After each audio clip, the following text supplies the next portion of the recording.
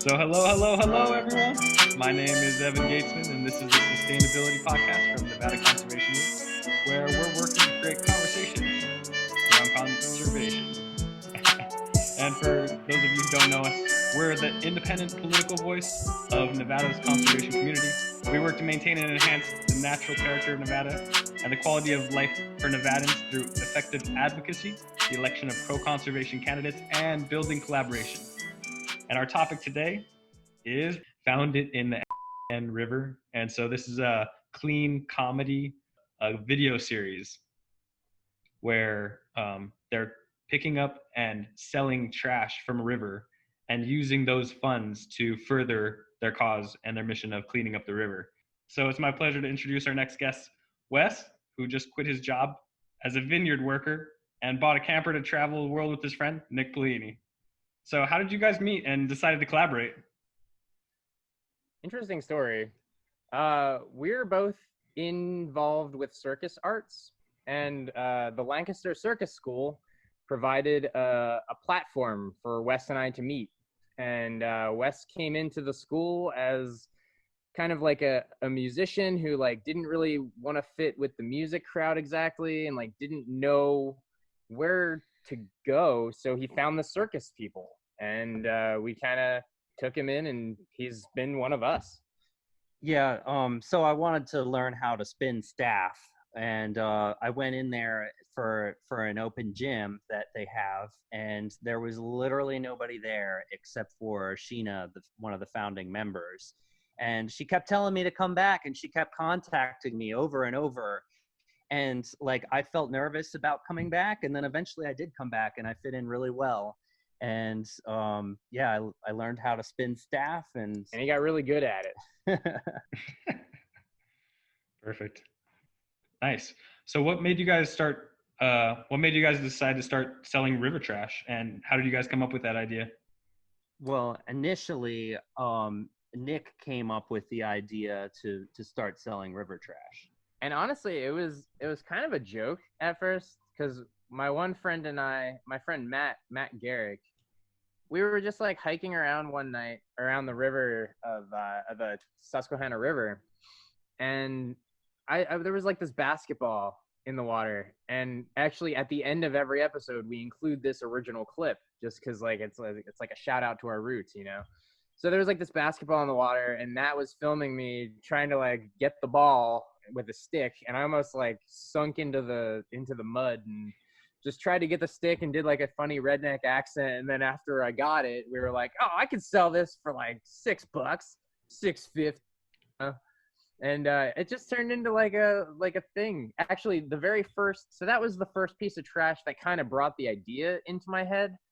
And then I was a biologist. I was a fisheries biologist for 4 years. And I worked along the river. And the one day I was in the boat, and it was shallow enough where I could see the bottom. And I saw this scummy pair of glasses. And I picked them up, and I was like, they're like designer scum glasses. And I was like, I'll sell these. Found it in the river. And I was like, wait, I could do it. Let's just try it. So I put them on an Instagram account when I got home and like wrote up a funny, stupid description for them. And people found it and were like, wait, this is stupid, but it's like pretty funny. So for a long time while I was knowing Nick, I didn't even know about this side project he had. And actually, shortly after I met him and we became friends, I traveled to South America. And there I started to try to build a vlog, and I started to fall in love with film work. So when I got home, I was trying to work on this vlog a little more, and Nick joined me in this one episode about combating depression with natural means. And he played this ridiculous character who... It was basically me. Yeah, he was joggling through like the park, so he was juggling and jogging at the same time in tight short shorts with like spandex. It was weird. We were basically just having him do weird things and like have people's reactions to him doing it. So we had a lot of fun with that project, and he kept telling me all along that he was interested in working together on his project, founded in River. Well, at first I was resistant to it, and then I started to see the possibilities that were there. And so I really wanted to turn it into a show. And so then Nick and I started working on it. And initially it was for my own vlog, but then we both had this realization on the same day. I was at work, and I think Nick was at work too. And we both just realized that this is the project we both wanted to work on. Really, we're just trying to make the idea of cleaning the river more fun, you know, and just to keep it in the back of people's minds. So they see our hilarious show and automatically you're out on a hike or something and you see some trash and you're like, found it in the river. Yeah. We've had people say this to us. They've been like, hey, we were out on a hike and we saw this piece of trash and we were like, hey, found it in the river right there. And they cleaned it up. Boom. That's it right there. That's the message. That's the reason we're doing this. Yeah. And so like at that point, I started really to dive into film work. I invested money in the things that I really wanted to do this project. And like, we've never looked back. It's just like, it's just been smooth sailing. The first couple episodes, well, each episode that goes by, there's just these massive improvements in our like talents. Yeah. And I noticed that in my film work, but also Nick's writing the scripts, and like he does such an incredible job. And every episode, it feels more and more like a show. We're just really proud of ourselves. It's like this really goofy cartoon with actual people. It's like a live action cartoon that sells river trash and does stupid, weird, trippy things. And ultimately, this project is for activism. We want to create a movement. We want to inspire people to join us in like river cleanups that we organize, but we also want to encourage people to pick up trash on their own. We didn't want to be preachy to people, because I feel like a lot of people don't respond well to being preached to. We already know that plastic is a problem, and everybody can see it. And there's some places that are worse than others. So we don't need to tell people that there's a problem. It's very obvious to see, but all we really want to do is shed light to it and do it in a hilarious way so it stays in the back of people's minds. We want it to be subliminal enough where we're like, hey, we sell river trash on the internet. And people are like, wait, where's this trash coming from? Oh my God, it's us. We got to clean up the trash. So that's kind of like, we want them to realize that they should be doing their part. And just be in the mind frame constantly of just like protecting and preserving the world we live in. Wow. Nice. That's beautiful, man. Thank you for that. So if you guys didn't catch it, you can find them easily by searching on YouTube. Found it in the FKN River. And so this is a clean comedy video series where they're picking up and selling trash from a river and using those funds to further their cause and their mission of cleaning up the river. So it's a really benevolent and cool cause. So thank you so much for your hard work, guys. I really appreciate it. No doubt. Yeah, thank you. Buy our river trash. Awesome. Yeah, actually, where would people buy your river trash? Is that just eBay or what? Well, that's something we're starting to figure out. Initially, we've been like just telling people to comment us.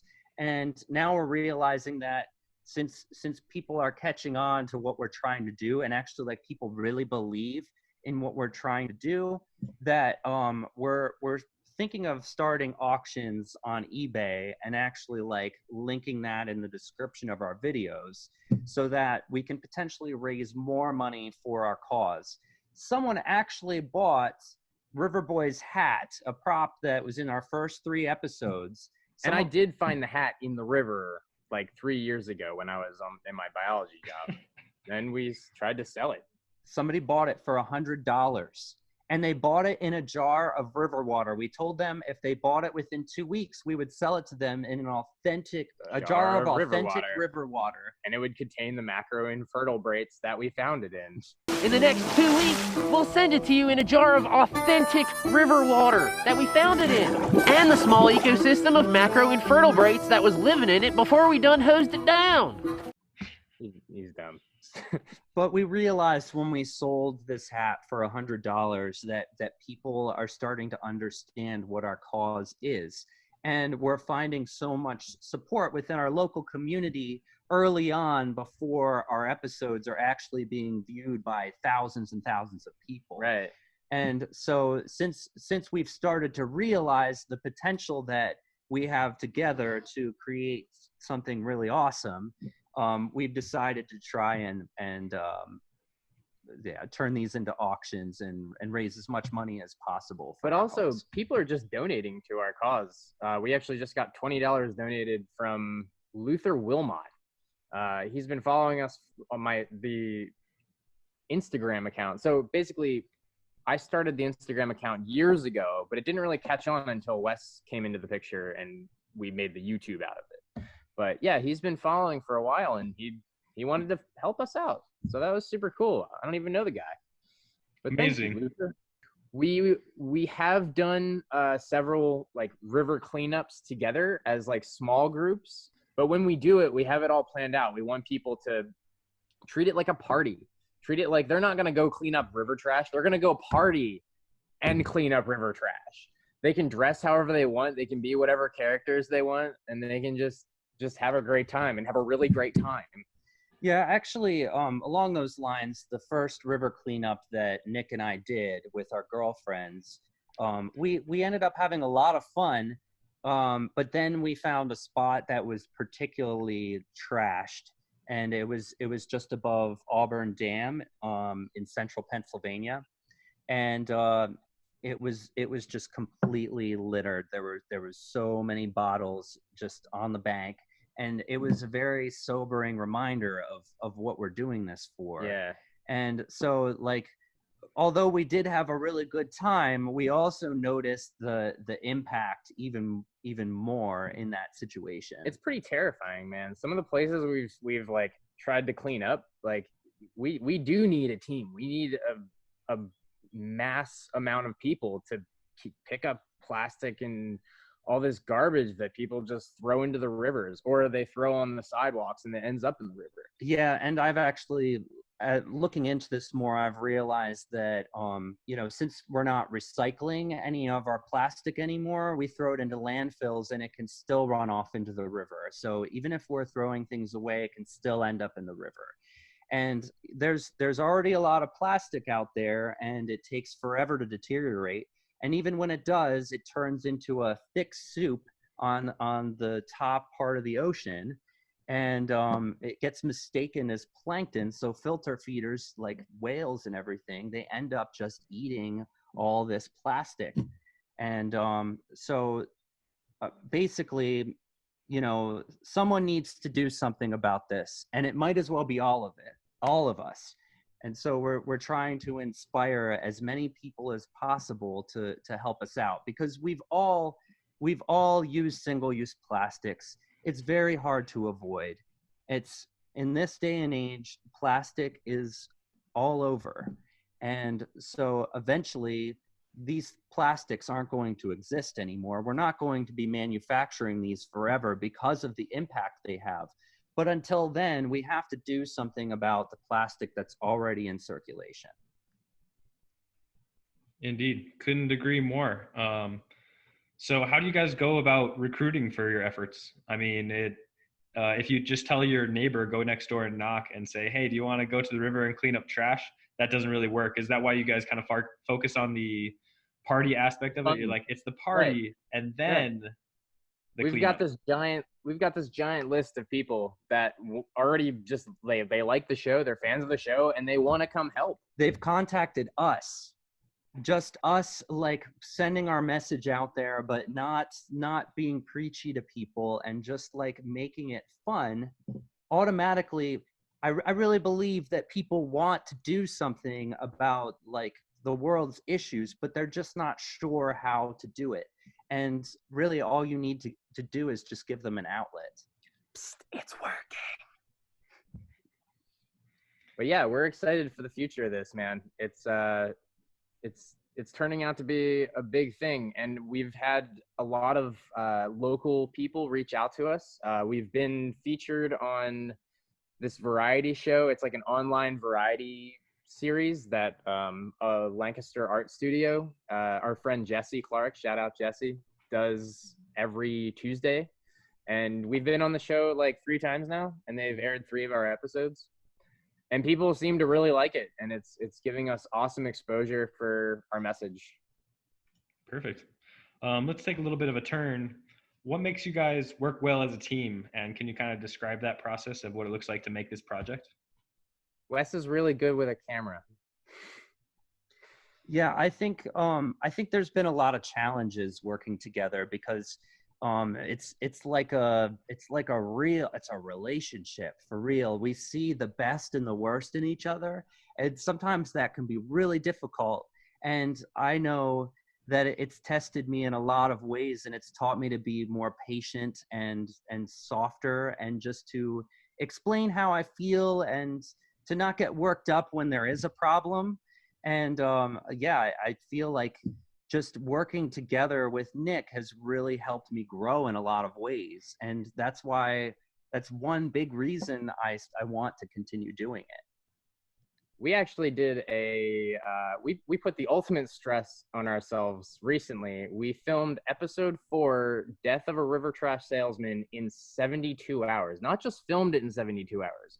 We wrote the script, we filmed it, Wes edited it, and we sent it into this 72-hour film contest. Yeah, so basically it was a Friday afternoon, and I heard about this contest, and they just sprung it on everybody. It was the Peter McKinnon 72-hour film contest. And so I heard about it Friday afternoon at work, and then I told Nick about it, and so we decided to do it. So I wrote half the script, and then I went to sleep. Nick wrote the other half the script, and then like everything just fell together after that. It was definitely very challenging, but we put it together, and that was our episode 4, Death of a River Trash Salesman. But if that's taught us anything, it's taught us how to work well together under mass pressure. Yeah, I only freaked out like 3 times, and 3.5. Nick talked me down, and he helped me like regain my composure. And yeah, I mean, like, I wouldn't be able to do it if it wasn't for Nick. I wouldn't be able to do it if it weren't for Wes. Thanks for that, guys. That's really amazing. Yeah, it's really challenging to work together as a team. What was that turnover time from beginning to finish for that project that you just mentioned? So I was amazed but we actually were 3 hours early on the deadline. So since we found out Friday afternoon, it was around 60 hours that we did this. And we had already planned on filming episode 4 as a completely different episode. So basically what happened is we put that one off, and we wrote our own episode. You know, so this is what's funny about it. Our episode 3 was called Hat for Dads. So normally the episode is just a big infomercial about River Boi selling a product. Right. And in this case, he was selling his hat for $100. Well, somebody contacted us to buy the hat, and then I realized that was probably the best route to make an episode out of. River Boi is selling his hat, and he feels sad that he's losing a piece of himself. So then the episode took shape around that idea. Wow. And then we met a trash fairy. She was made of trash. I'm going to have to go and watch that one. Yeah, you should watch that one. It's the funny one. She had a trash tutu. I wouldn't say she was made out of trash. She wasn't made out of trash, but she had a lot of trash on her, and she had a trash tutu on. We never really discussed what she did. She was just the trash fairy. She didn't really. She was stuck in a bottle. She created the resolution to that episode. That's what she was for. She helped resolve the conflict. What was the resolution? You'll have to go watch episode 4. Dun, dun, dun. I love it, guys. I do have a couple of crawfish jokes. Okay. Yeah, I didn't actually check out these jokes for content or whatever, and of course they're not original. The first one's from the nichols.com. That's Nichols, I believe. So why does Michael Jackson love crawfish? Oh man, I don't know. Well, it's because they speak softly, they walk backwards, they reproduce externally, and they can't sue.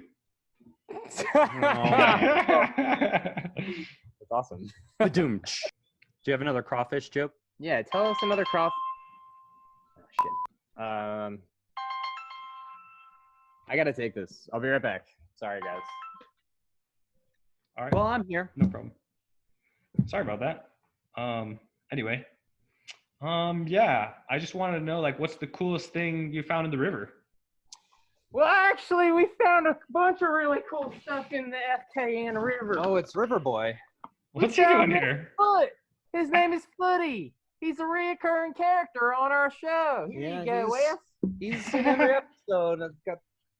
Now, let me tell you about this here piece of river trash beauty loveliness. This right here is the Mr. McExercise object. You tie it around your neck, and then you put your arm through it, and you wrap it around your knees, and you staple it to the backs of your fat, stupid knees. And for the rest of it, you're going to have to watch episode 1, because we are selling this object in episode 1. Would you like to see one more object we brought today? Yeah, let me see what you got. Here's a sneaky peek right here. This is the Pinkman floor ornament for artisans and anarchists. This right here, sir, is the river trash we're selling in episode 5. So check out episode 5 when it comes on out. I gotta love the river trash. I sleep next to it all the time, and I'm getting a real bad respiratory infection from it.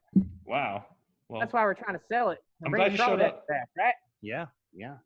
I'm glad you showed up, River Boy. I totally heard of you. So your mission is to clean up. You clean up the river so that the crawdads will come back. Is that your main mission? Yeah. So a while ago I was just searching for crawdads, and I started seeing less and less of them, and a lot more river trash. But I figured if I just clean up the river trash, maybe the crawdads will come back. So I just start cleaning up the river trash, and I ain't seen too many crawdads, but it's doing something. Yeah, I remember he was telling me too that when the crawdads started disappearing, he had to resort to becoming a squirrel hat manufacturer. I used to manufacture squirrel hats when the crawdads started disappearing. So I'm wondering, was it hats for squirrels, or was it like a hat made out of a squirrel? It was you know what a squirrel is? Yeah. Squirrels need hats, so you make them hats. Oh, so it was hats for squirrels. Hats for squirrels. It didn't do too good. It went under. Bad business. Don't get into squirrel hat manufacturing. Bad news bears. We should do an episode, hats for squirrels. We already have hat for dads. We can do hats for squirrels. Hats for squirrels. If it does as well as my squirrel hat business does, it's not going to do very well. So what makes you love crawdads so much? Have you ever tried a crawdad? Just look at them. They're beautiful. I'm not Nick. Before I met River Boi, he sold some trash without my help. I sold some trash without his help, but it was dumb stuff like a little piece of a little plastic flosser. What else? A little action figure, a pizza dough, Pillsbury Doughboy action figure. I sold a cool squirt gun for like $7. So what was the most expensive thing you guys ever sold from the river to support your cause? Hat. It was was it like $100? Did you say? $100. $100 for that river hat. 100 gosh darn God. bucks. It's amazing. We sold it in 1 week. See, Wow.